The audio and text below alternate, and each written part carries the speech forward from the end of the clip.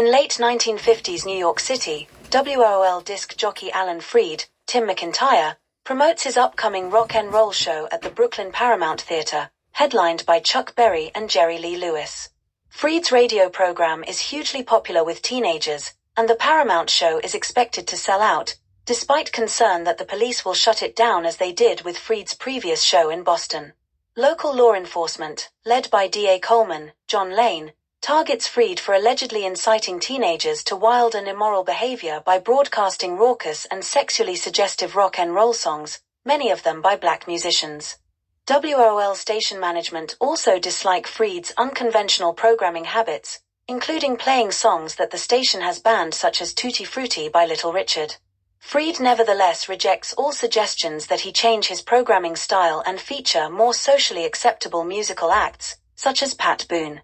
He also refuses to sign a statement declaring that he never accepted anything in return for playing a record, on the grounds that signing it would be a lie and that all disc jockeys, including those who have signed the statement, take such bribes.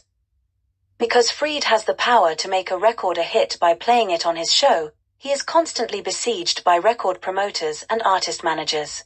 He avoids most of these people, but takes an interest in those who share his love for rock and roll. He repeatedly rebuffs the aggressive record promoter Lenny Richfield, Jeff Altman, but is kind to Artie Moress, Moosey Dryer, a young boy who is the president of a Buddy Holly fan club, and even puts Artie on the air to talk about his idol Holly. Freed also encourages Louise, Lorraine Newman, a white teenage songwriter whose parents ignore her talent and disapprove of her associating with the Chesterfields, a black doo-wop group who perform her songs. Freed himself suffers discrimination when he takes a racially mixed group of teenagers with him to look at a luxury home he wants to buy. The owner refuses to sell to him at any price.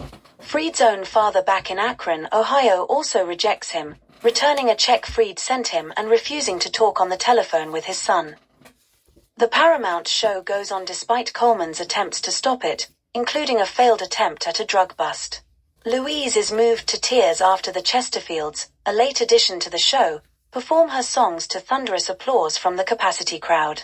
Freed's feisty young secretary Cheryl, Fran Drescher, and his chauffeur Mookie, Jay Leno, who have constantly bickered on the job, finally bond over their shared love of Freed and rock and roll, and begin a romance.